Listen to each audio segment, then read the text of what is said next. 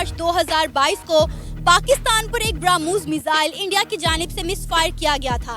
Accidentally ये missile जो है इंडिया से मिसफायर हो गया था, जो कि पाकिस्तान के इलाके मियां चन्नू में जाकर गिरा, जिससे कोई जानी और माली नुकसान तो नहीं हुआ था। लेकिन इंडिया ने ये फैसला किया था कि जो इंडियन एयरफोर्स के ऑफिसर उस वक्त ड्यूटी पर मौजूद थे जब ये मिसाइल मिसफायर हुआ और पाकिस्तान में जाकर गिरा, उन्हें नौकरी से निकाल दिया जाएगा, उन्हें फायर कर दिया जाएगा। 3 ऑफिसर्स को जो है नौकरी से निकाल दिया गया है। इंडिया ने एक एग्जाम्पल सेट कर दी है ये एक्शन लेकर। जय हिंद दोस्तों, पाकिस्तान ब्रेकिंग न्यूज चैनल में आप सभी का हार्दिक स्वागत। जैसे कि आप जानते हैं कि 9 मार्च को भारत से गलती से ब्रह्मोस मिसाइल पाकिस्तान में फायर हो गई, जहां पर पाकिस्तान में डर का माहौल फैल गया। इसलिए पाकिस्तान ने भारत को तलब किया कि भारत ने जानबूझकर पाकिस्तान के ऊपर ब्रह्मोस मिसाइल फायर की।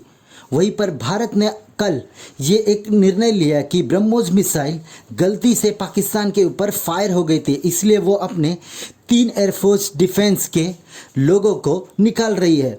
वहीं पर पाकिस्तान ने इसके ऊपर ऐतराज़ जताते हुए कहा कि हम भारत के ऊपर विश्वास नहीं करते और भारत जो भी इंक्वायरी कर रहा था वो सब पाकिस्तान के साथ इंफॉर्मेशन शेयर करे।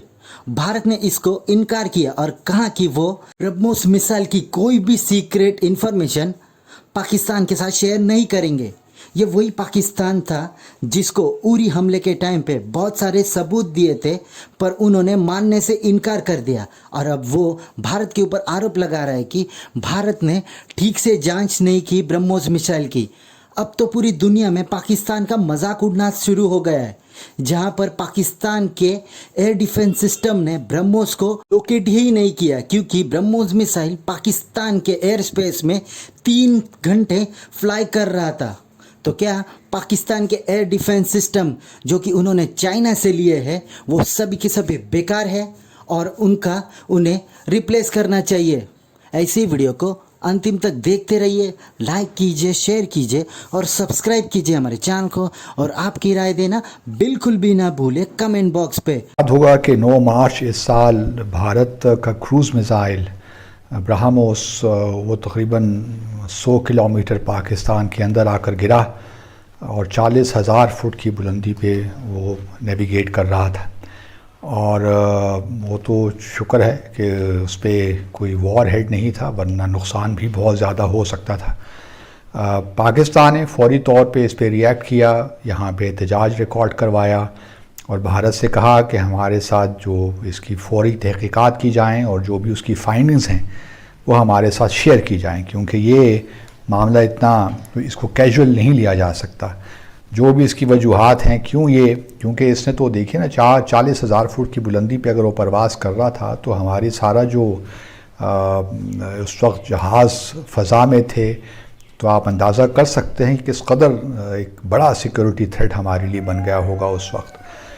लेकिन अल्लाह का शुक्र हुआ कि कोई नुकसान नहीं हुआ। और अब कल भारत ने अपनी फाइंडिंग्स तो नहीं डिस्क्लोज़ की, लेकिन ये कहा है कि जी जो 3 फ़ज़ाइया के उनके अफसरान थे उनको टर्मिनेट कर दिया गया उनके सर्विसेज को, क्योंकि उन्होंने गफलत का मुजाहरा किया और जो स्टैंडिंग ऑपरेटिंग प्रोसीजर्स थे SOPs उन पे अमल नहीं किया, और जिसकी वजह से ये सारा मामला हुआ। और एक टेक्निकल फॉल्ट थी जिसकी वजह से ये मिसाइल उड़ा और पाकिस्तान की हदूद में दाखिल हुआ और वहाँ गिरा।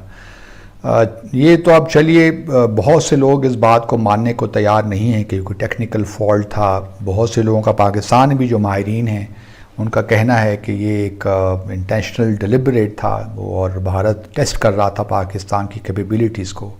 क्या पाकिस्तान इस क्रूज़ मिसाइल को पहले तो डिटेक्ट कर सकता है, और अगर डिटेक्ट कर लेता है तो क्या उसको हवा में मार भी सकता है।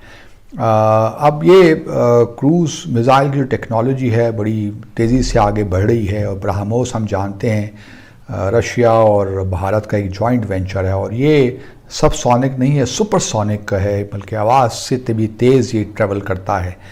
और ये तकरीबन इसकी जो मैक्सिमम एल्टीट्यूड है तकरीबन 15,000 मीटर की बुलंदी पे ये कर सकता है, और ये फिर एक्सट्रीमली नीचे भी करता है नेविगेट।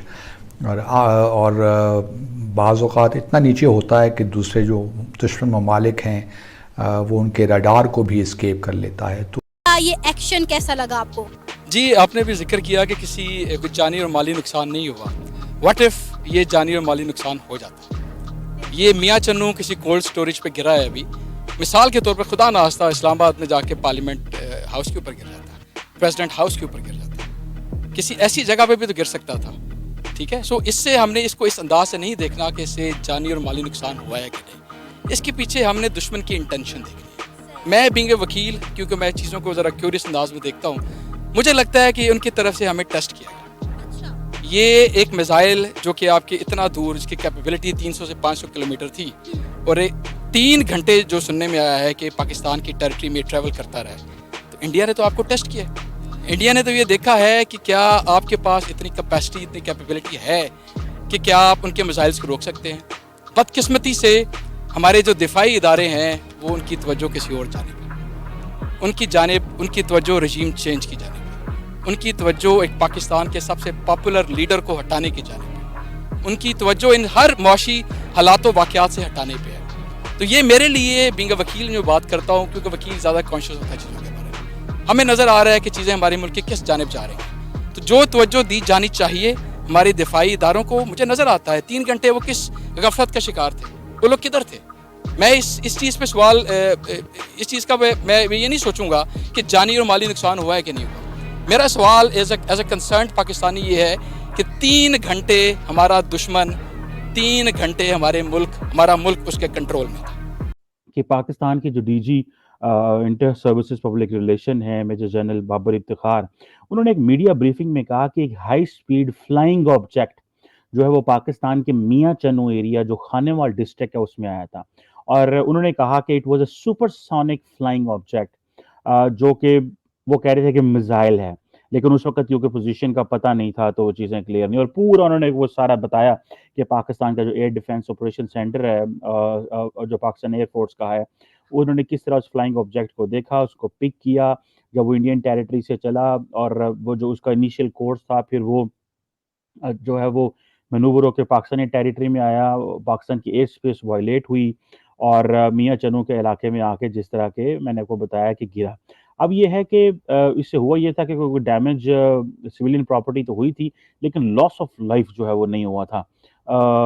और उस वक़्त डीजीएसपीआर ने कहा था कि जी हमने इस फ्लाइंग ऑब्जेक्ट को कंटिन्यूअसली मॉनिटर किया, और हम लोगों ने बड़ी तनकीद की थी, मैंने भी बड़ी तनकीद की थी कि मतलब एक चीज़ जो है वो पाकिस्तान में घुस रही है और आप उसको मॉनिटर कर रहे हैं, वो गिर गई है तो आप उसको मॉनिटर कर रहे हैं, तो मतलब पाकिस्तान का जो एयर डिफेंस सिस्टम है, उसका क्या मकसद है इन केस अगर उसने रिस्पॉन्ड ही नहीं करना। अगर इंडिया एक एनिमी कंट्री है, आप उसको एडवर्सरी समझते हैं, और आपने कहा कि जनाब वो चल पड़ा है वहाँ से और हमारी टेरिटरी में आ रहा है, तो आपने कहा ये कि हम उसको मॉनिटर कर रहे हैं, तो ज़ाहिर बात है बहुत ज़्यादा तनकीद भी हुई।